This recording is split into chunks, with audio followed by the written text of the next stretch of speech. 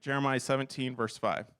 Thus says the Lord, cursed is the man who trusts in man and makes flesh his strength, whose heart turns away from the Lord. He is like a shrub in the desert, and he shall not see any good come. He shall dwell in the parched places of the wilderness, in an uninhabited salt land. Blessed is the man who trusts in the Lord, whose trust is in the Lord. He is like a tree planted by water that sends out its roots by the stream. It does not fear when heat comes, for its leaves remain green, and is not anxious in the year of drought, for it does not cease to bear fruit. The heart is deceitful above all things and desperately sick, and who can understand it? I, the Lord, search the heart and test the mind, to give every man according to his ways, according to the fruit of his deeds. Like the partridge that gathers broad, that she did not hatch, so he who gets riches, but not by justice, in the midst of his days, will leave him at the end, and he will be a fool. A glorious throne set on high from the beginning is the place of our sanctuary. O Lord, the hope of Israel, all who forsake you shall be put to shame. Those who turn away from you shall be written in the earth, for they have forsaken the Lord, the foundation of living water. This is the word of the Lord. We're in a series called The Word of the Lord, which is an overview of the book of Jeremiah. And if you haven't been with us for these last several weeks, just kind of give you a quick overview. God's been speaking to his people, Israel, through his prophet Jeremiah, specifically to the southern kingdom of Judah, the people who live in the southern portion there, and about this judgment that was about to come upon them because of their rebellion against the Lord. That the Lord had given them many opportunities to turn to him in repentance and trust and belief, and yet they chose to not do that. They chose not to walk with him. So the Lord sent this prophet, Jeremiah, to speak to the people and warn them of this impending disaster that was sure to come, the destruction of their land and their consequent removal from that area where they lived to go into exile. And it's interesting because it's as if these people were blinded to their sin, not seeing it at all. And in today's passage, the theme continues to carry on as the Lord continues to show them their sinful ways. And we might say that through Jeremiah today, he gets to the heart of the matter, the heart of everything going on in these chapters, especially in chapter 17, which is where we'll spend the bulk of our time this morning in Jeremiah. And on top of what we heard already, it starts out with a pretty alarming phrase in Jeremiah 17:1, where it says this: "The sin of Judah is written on with a pen of iron, with a point of diamond. It is engraved on the tablet of their hearts and on the horns of their altars." Now, if you pause and think about this for just a second, on top of what we heard Mark already read, we can kind of get to the heart of the issue, which is, said it twice, the heart. The people of Israel, the people of Judah have a heart problem. And Jeremiah says it like this: it's permanently engraved, written with iron, written with a diamond. It's the imagery he uses there in verse 1 and as we travel through chapter 17. The heart is a theme in Jeremiah. It's mentioned 43 times, enough to get our attention for sure. And the Lord wants to call attention to what's going on in the hearts of his people. And it seems like even up till now, the Lord has been concerned with the outward actions of his people and what they've been doing, which is true. But today he actually talks about why their outward actions are a certain way they are. And so he says the heart of humanity is actually connected to what these people do. And it's true for us today as it was true for them back in this day. In Jeremiah 17:5, the first verse we heard, it said, "Thus says the Lord, cursed is the man who trusts in man and makes flesh his strength, whose heart turns away from the Lord." Again, the crux of the matter. This verse, 17:5, is the headline of our passage today. And it's the theme. It's kind of the memory verse, if you will, if you walk away from my sermon. But it also defines to us why the heart is so important. I think most of us like to think we're kind of led by our minds in many ways. Like we're thinkers, and so we do all the things we do based on what we think is most logical and all that kind of stuff.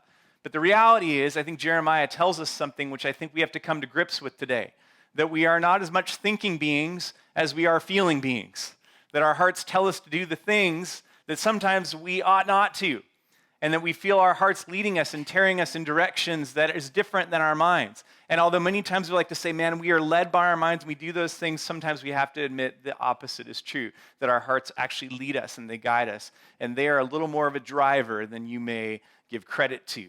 If you want more information about this, James K. Smith wrote a great book called You Are What You Love. It's very helpful in talking about the heart of people and why they do what they do. And here Jeremiah says we find that either our hearts trust the Lord or we trust in humanity, ourselves, and we turn away from the Lord. It's an interesting kind of binary there, is it not? That we have two options. We either trust in the Lord or we trust in ourselves. And if we trust in ourselves, we're actually turning from the Lord. And that's pretty sobering words to me, because I think to myself, well, can I do both, Lord? Come on, let me do both. I would love to do both. But there's no both and option here in Jeremiah. It's kind of an either or option. So I've been thinking about this week, this whole idea, and how this idea is something I would propose to you is happening in our culture right now that we may not even be aware of. I think in our cultural moment, we're being conditioned in many ways to not trust anyone but ourselves. This is what's happening today. Why? Because authorities are starting to feel difficult to trust. And admittedly, friends, authorities are sometimes difficult to trust. I mean, think with me here for a minute. I'm not making statements about anything here. I'm just making some observations of stuff that's happening in our culture right now. I would say, first of all, COVID-19 just didn't help this at all. I mean, let's just be honest. Like, there were so many unknowns. There was the early days when it was don't wear a mask. And then there was the later days that if you don't wear a mask, you're going to kill grandma, right? And we were confused. Like, what do we do? I don't know what to do. And still today, I'm a little conflicted at times on what to do as well. I mean, quite frankly, the vaccine at one point became a political test. And no matter where you stand on that, can't we all just admit together that's kind of weird? Like, it's a strange thing. If we could take a step back, we could just admit that's a weird thing, a weird cultural moment for us. I mean, cable news networks have made us all suspicious and angry at anyone that doesn't watch the same channel as us all the time. It's kind of a strange phenomenon as well.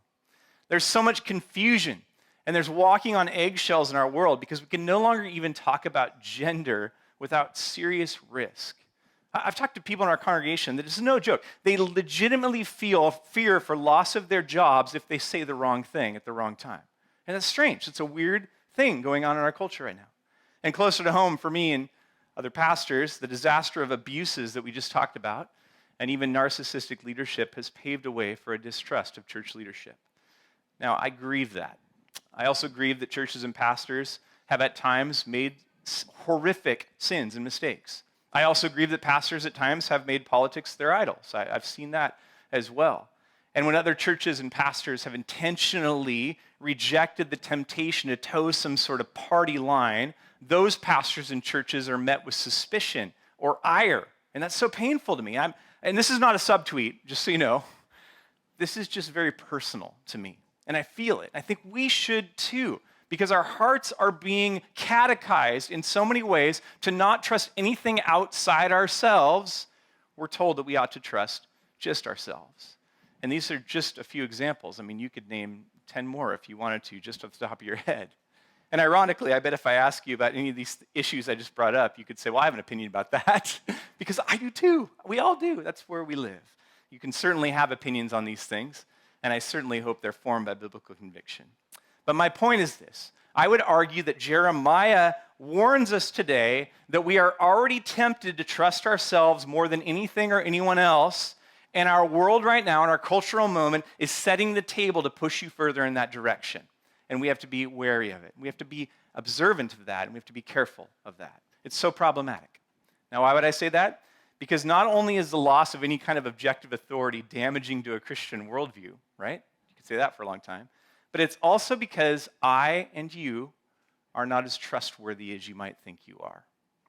It's true. I'm not as trustworthy as I think I am. You are not as trustworthy as you think you are, even if you are and I am extremely well-meaning.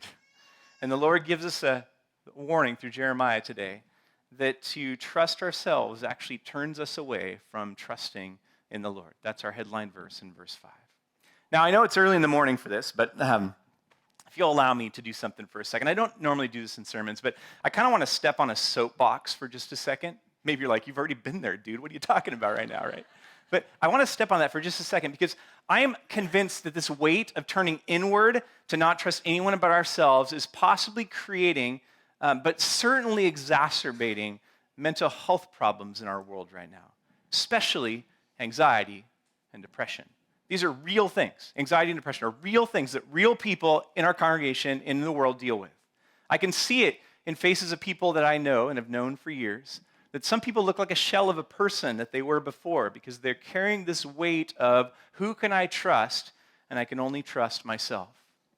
Friends, do you know that our country faces right now an unprecedented mental health crisis among people of all ages? It says, here's some statistics for you if you don't believe me. 2 out of 5 adults report symptoms of anxiety and depression right now. Before the pandemic, rates of depression were kind of inching up, if you will, over the years, if you will, but grief, trauma, and physical isolation of the last couple of years have driven this to nearly 50% of us in this room right now would say they deal with anxiety, depression of some sort. Our youth have been particularly at odds with this one, have they not? I've seen this in my own life as well as kids around my kids. They've been impacted by the loss of COVID, and routines and relationships have led to social isolation, anxiety, and learning loss. More than half of parents are expressing some sort of concern right now with their kids' mental well-being, which is pretty frightening. In 2019, 1 in 3 high school students and 50% of female students reported persistent feelings of sadness or hopelessness, which is an overall increase from 40% in 2009, 10 years prior to that. Emergency room visits of attempted suicide have risen 51% in the last 3 years, if you can believe that, especially among adolescent girls. The youth mental health crisis has been accentuated and exacerbated once again by what I call the Urinal of social media, right? Which for years have been conducting a national experiment upon us and our children, using data to keep us clicking, and what we know is now is doom scrolling, which you've heard that term, haven't you? With enormous consequences. Now, I totally believe that technology has improved our lives, but there's overwhelming evidence that social media pushes us to extreme views, one or the other, and it's destructive to our mental health. And it more so than ever pushes you into a camp of thinking that you can only trust yourself. Now, if I can be heretical for just a second, remember I'm on my soapbox, I'm still there for the moment. Do you remember that story in John 5 where Jesus runs into a guy who was disabled for 40 years? And he says to him, "Do you want to get well?" Weirdest story ever. Like, well, yeah, duh. Come on, Jesus. Of course I want to get well. Jesus says to him, "Get up, pick up your mat, and walk." And he did. Awesome, true story of Jesus performing a miracle. I think if it happened today that Jesus asked us if we wanted to get well, and we said yes, he'd say, "Well, get up, pick up your mat, put down your dumb phone, and follow me." Why do I say that? Because it just creates so much anxiety within me, within us.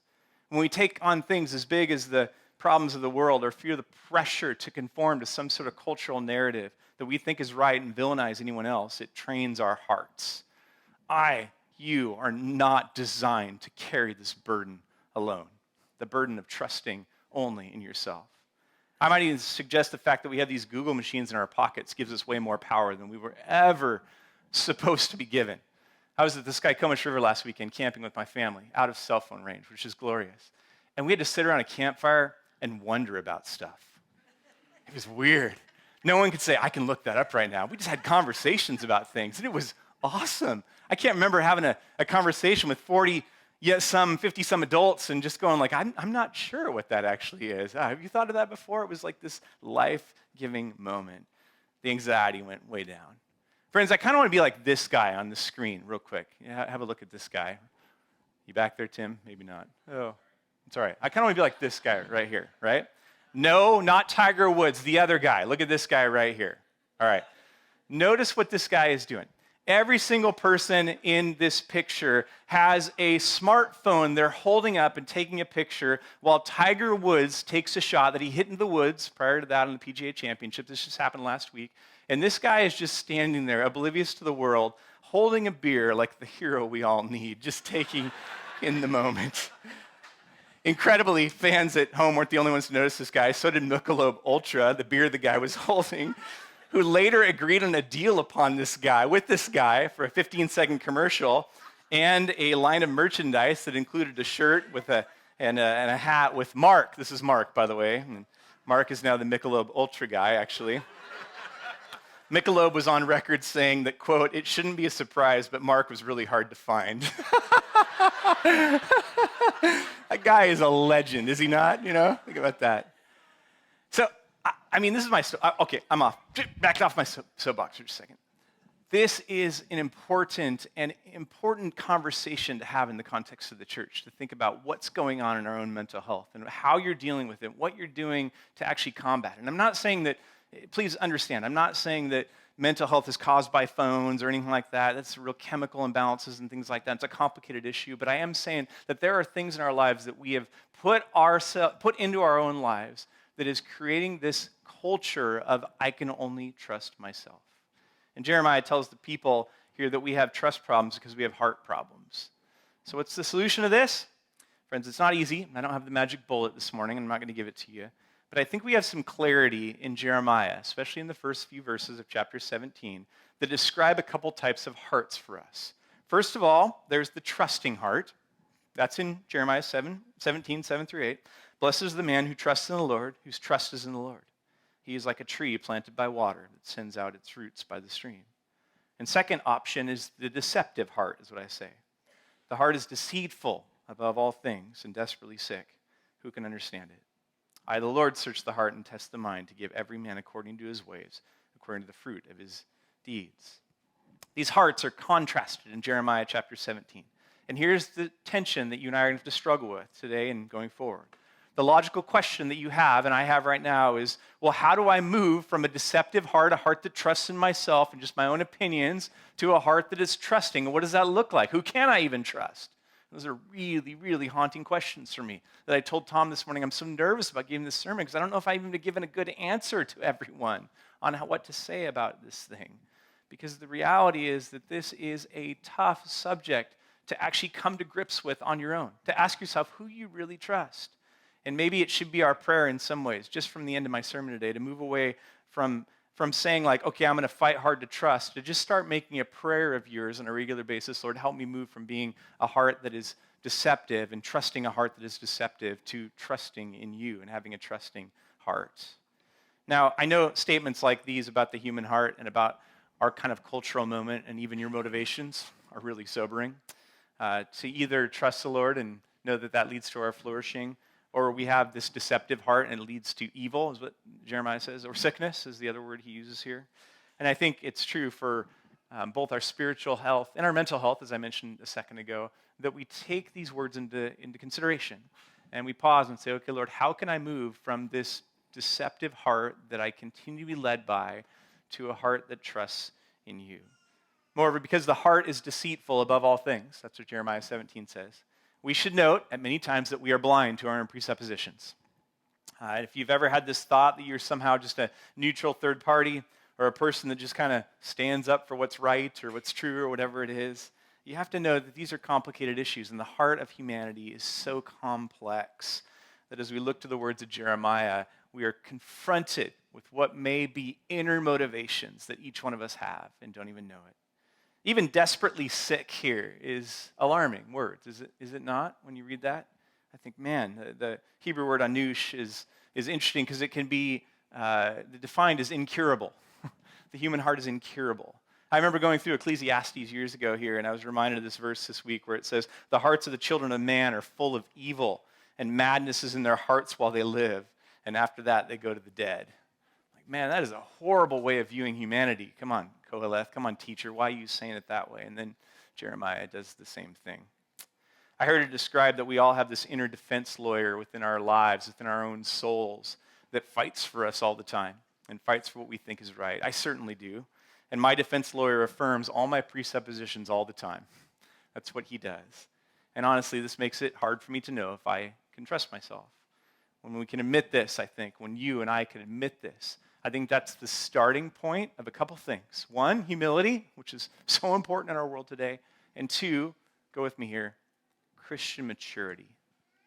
I think when you start to admit that you see that, you realize and you start to grow in your faith a little bit. Like I have learned in my life more so than ever that Christian maturity is not just gaining more knowledge. We've seen all kinds of people that know a lot about the Bible and things like that who fail in so many ways, and we could say that they're not mature. But I think Christian maturity is kind of knowing your own self in light of what God says about you and who God says you are. And that is more important than knowing a lot of things about the Bible. And don't get me wrong, knowing the Bible is awesome. I love the Bible. It's life-giving. We should read it every day and know it. It is so important. And so I have this tension that I live in, friends, that I kind of go, man, what do I do with all this knowledge? As Suzanne asked me earlier, she's like, how are you going to preach this sermon? It's such a dark message. I'm like, I know, right? And so if you hear my Honda driving away from this place, as soon as I get done preaching, you'll know why, right? Like, he bailed, man. He's out of here. Because this is a scary thought. But there's good news. The good news is in verse 9 and 10, when after all this, the Bible says, so who can understand this? And in verse 10, there's this reminder where Jeremiah, the Lord speaks through Jeremiah, where it says, I, the Lord, search the heart and test that's actually the word kidneys, by the way, the inner stuff, the deep down stuff. The opening word is emphatic. The opening I, the Lord, know the heart. The Lord knows. He sees past our deeds, past our intentions. And so only God can know our motivations. Only God can know our hearts. That you and I can get deceived by our hearts on a regular basis, but God does not. And he is committed to his people to reveal motives to us. It's why he says in Jeremiah 17:10, I will give to every human, every man, according to his ways.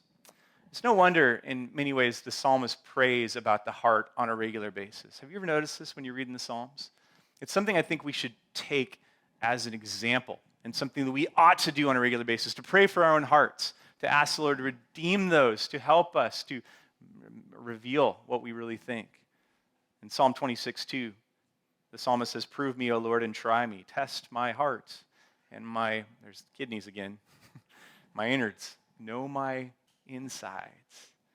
Psalm 86:11, teach me your way, O Lord, that I may walk in your truth. Unite my heart to fear your name. Lord, get to my heart. And then famously in Psalm 139, which is a beautiful passage I pray often. Search me, O God, and know my heart. Try me and know my thoughts.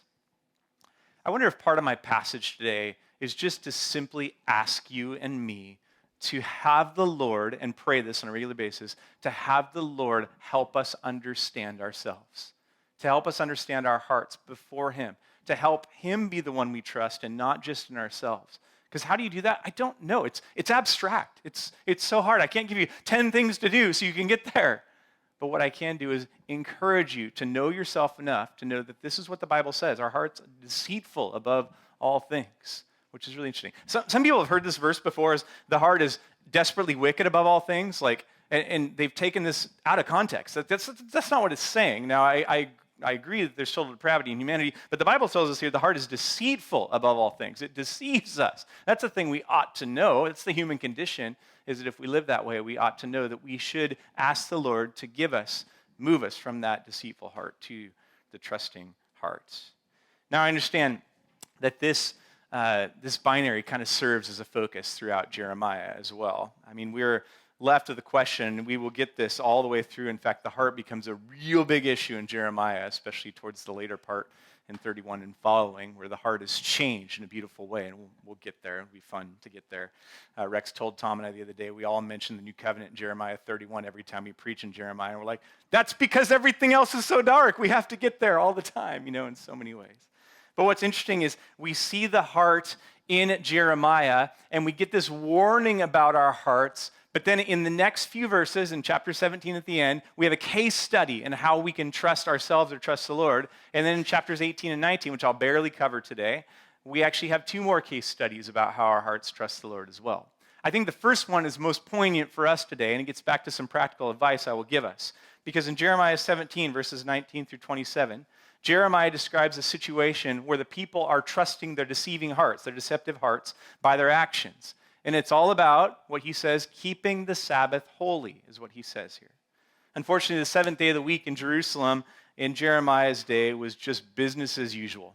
They were doing all the things. In fact, these people were coming and going with loads of goods for sale. That the Sabbath day became a market day for the people. Why? Well, maybe for good reason. Maybe they thought to themselves, oh, we have to provide for other people. Maybe they thought to themselves, oh, we have to make enough money to make it. Regardless, the people had decided the Sabbath was not very important to them. And it made more sense to them in their own hearts to do something different than God had asked them to do. Because if you remember the whole story about the fourth commandment in the 10 literal commandments was to keep the Sabbath, to honor it. And it became a spiritual barometer for the people of Israel, kind of a test of covenant loyalty.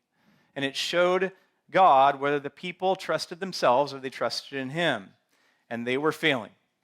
So God spoke through Jeremiah and reminded them in Jeremiah 17, 22, and 23, keep the Sabbath day holy as I commanded your fathers. Yet they did not listen or incline their ear, but stiffened their neck, that they might not hear and receive instruction. See what's going on here? There's a trust in ourselves versus a trust in the Lord's word. Their hearts were not trusting at all. Because keeping the Sabbath is a super practical way of telling yourself and actually acting out trust in the Lord, is it not? Because you're saying, I can't do everything on my own. I can't make it on my own. I can't make enough money to make me secure. I can't do the things to make me feel like I have control of my life. The Lord says to the Israelites, stop. Be like the Michelob Ultra guy. Just stop for a minute. Pause. Let's think about the Sabbath for just a second as a church community. The Sabbath, you remember, began when God ceased from the work of creation and rested on the seventh day because he ceased from working. Why? Because God was so tired, right? He was real tired. No, not because he was tired. No, because he wanted to give us a pattern. He wanted to show humanity. He tells humanity that all throughout the scriptures, this picture of faith and trust in him is meant to be one of resting in him on a regular basis. The life of faith is to kind of stop from our works and cease and trust in the Lord in all things. That's keeping the Sabbath. In Israel's day, and I even argue up till today, and I'll get to how we can observe the Sabbath today as Christians, but the picture of the Sabbath is how God intended humanity to live, not by trusting in our own deceptive hearts, and not by trusting in other humans for sure, or what other humans can do, but acting as if we believe that God is actually literally in control.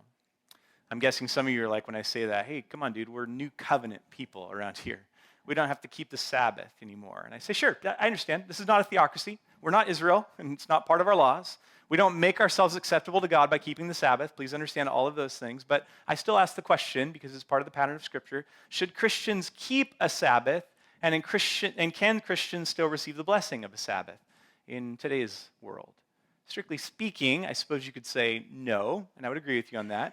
Christians do not need to keep the Sabbath in the way that Israel did. After all, the word Sabbath refers to the seventh day of the week where the Israelites worship together. But Christians, we don't worship on the seventh day of the week. We worship on the first day of the week.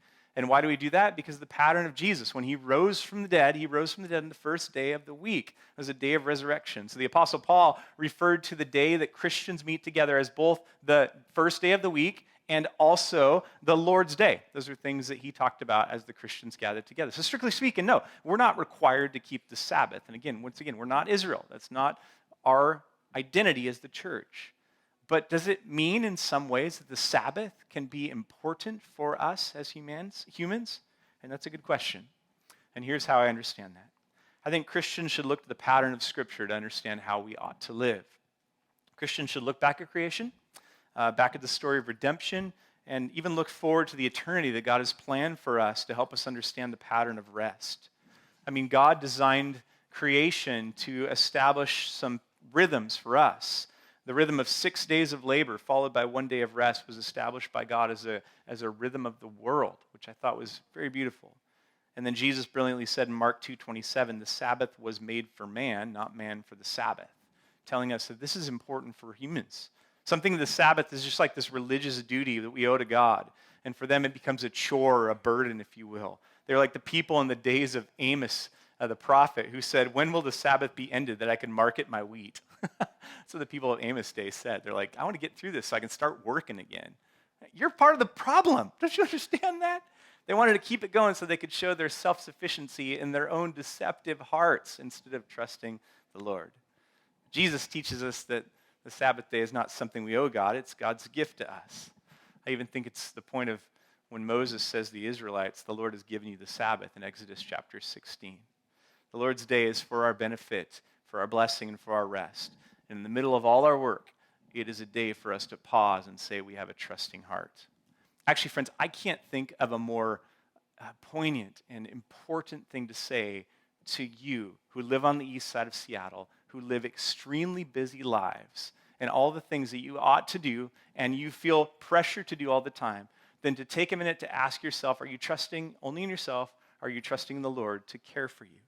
Because if you have a trusting heart, to use it the Lord's day to rest and to come before him and say, Lord, I'm going to trust you with my life in all ways, I think your life looks different. Let me say one more thing about the Sabbath here. I sometimes have had to think about my life in terms of seasons instead of days. And this is really important as you think about Sabbath. Now, why do I say that? Because if you're a parent of a newborn in here, good luck finding Sabbath, right? Come tell me how that's going and how you did it. I've been there. I had an infant and a toddler at one time in my life, and I'm like, Sabbath? Are you kidding me? I'm just trying to get 2 hours of sleep at night. That's all I'm trying to do. I also know that some of our jobs at sometimes and seasons are super busy, and we have seasons of life where we cannot put as much effort into resting. But if we live continually like that in such a way that we're always performing, always doing the things to improve ourselves or to make ourselves look good before our jobs, it is to your destruction. It's deceiving. It's your heart deceiving you. That's what's going on. And to have a trusting heart is to say, no, the Sabbath pattern that Jeremiah gives us here, and again, differently for Israel, but connected to our lives as Christians today, tells us that we ought to live differently, to have this trusting heart, to understand that rest is part of our time as Christians. Even if you read the book of Hebrews, which we'll get there, our next sermon series is going to be on the book of Hebrews, by the way. Yeah, we'll get there. There's a Sabbath rest waiting for those who believe in Jesus. And it's not just in the future, which is a huge part of the book of Hebrews, but it's now. It's part of our lives as Christians even today, and that's a beautiful thing. This is the most practical sermon I've ever given. Stop looking at your phone and take a Sabbath. That's what you can walk away with today. This is the end of chapter 17. This idea of trusting, having a trusting heart versus a deceptive heart. In closing, I'm going to jump through the next two really fast. In chapter 18 and 19, some really interesting things happen. And there are two more case studies, if you will, of trusting the Lord or trusting in ourselves. In chapter 18, I hope you're reading Jeremiah, by the way, so you're catching some of this stuff. But in chapter 18, the Lord commands Jeremiah to go to this potter's shop and hear the word of the Lord there. While he's there, he witnesses something that becomes an object lesson of God's message to him and to the Israelites. It's this potter who slapped a lump of clay in the middle of this wheel where he was spinning it and forming it. And he began to shape this clay with his hands, forming it into a pot. But something went wrong. The pot was not shaping up properly. There was a flaw in the clay, or something went wrong, or whatever it is. Perhaps it was inferior to the work that he was doing. So the potter skillfully formed it into something different that he was forming already. So he changed the whole thing around a little bit. He turned a pitcher into a bowl, or a lamp into a cup, or whatever he might have done there, whatever seemed best. And then there's a lesson. We get the object lesson explained to us in Jeremiah 18:6. O house of Israel, can I not do with you as the potter has done, declares the Lord? Behold, like the clay in the potter's hands, so are you in my hand, O house of Israel. Talk about a trust thing. I'll get there in just a second. But then in chapter 19, there's another case study as well. God sends Jeremiah shopping again. If you remember right, he tells him instead of going to a tailor to buy some underwear, like last time in chapter 13, he tells him to go back to this potter's shop again, to buy a clay jar and gather some of the leaders of Israel, the elders and the priests together. They're all to go together outside the city to the valley of Ben Hinnom. This place is a literal dump, actually. Think King County Refuse Station or Snohomish County Refuse Station, where they burn the trash. But by the way, in the New Testament, Ben Hinnom is known as Gehenna, which is translated as hell. He gets there, he's supposed to proclaim God's word to all the people of Jerusalem, and he's supposed to break the jar while other people are watching it, verse 10 there. And he has this, it's funny, Jeremiah has this habit of ruining stuff he buys, like the underwear and this thing as well, if you remember that. And then this is what the Bible says in Jeremiah 19:11. Thus says the Lord of hosts, so will I break this people and this city, as one breaks a potter's vessel so that it can never be mended. These are symbolic gestures of God's message of judgment and what he's doing and his plans and how they're coming to fruition. And why are these stories in here? Well, to stick with my theme of having a trusting or deceptive heart here is because I think there's some doctrinal points of what's going on to help us ask ourselves questions about our own hearts. One is in chapter 18, this whole idea of him forming those people, forming the clay pot into something other than it was originally intended. If you want to know the interpretation of that, read Romans 9 later. this image is in there, and it talks about how God can choose sovereignly what he decides to do, regardless of what people think. That's the description of that. And what's crazy, it's all a matter of trust. It's all a matter of trusting the Lord. Is he doing what I think he's supposed to? He does something totally different. Is that okay? Do you still trust him in that? And Pastor Tom talked about that last week. And in chapter 19, of course, it becomes this idea that we have to understand the judgment of God. And we might not understand it. We might not understand why God chose to do things the way he did and why he's going to indeed destroy the southern kingdom of Judah, which we've been looking at for 19 chapters here together. And we don't understand that, yet there's still this call to trust in the Lord and his plan as well.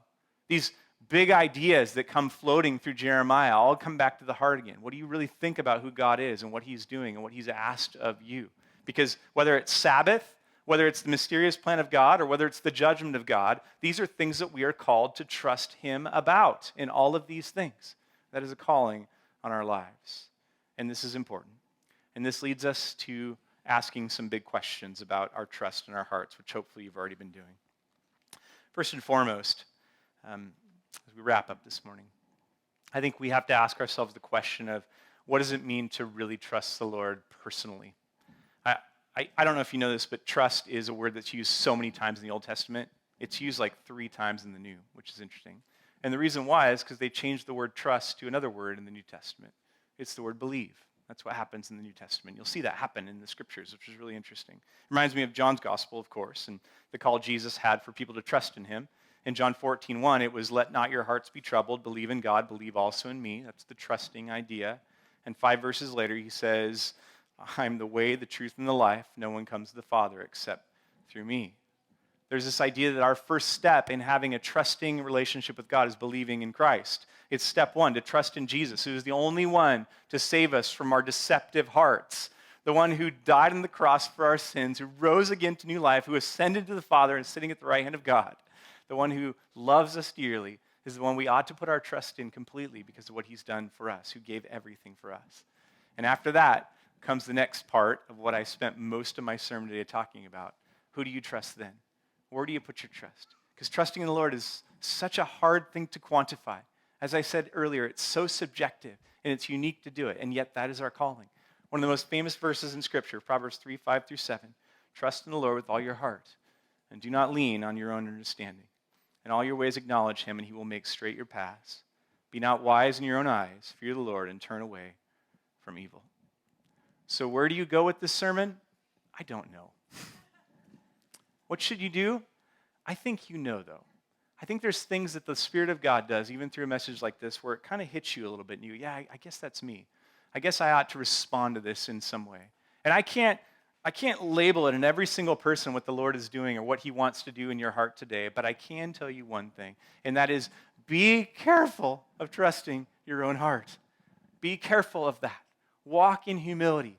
Walk in understanding and trusting in the Lord. Now, what authorities can you still trust after that? Wow! That's another sermon. It takes a long time, I'm sure, and that's a difficult one. But Christian maturity and growth is learning to lean not on your own understanding, to test your motives, to learn and grow in trusting in the Lord, to do that and to help you do it. This sermon is called Judah's Downfall. Why is it called Judah's Downfall?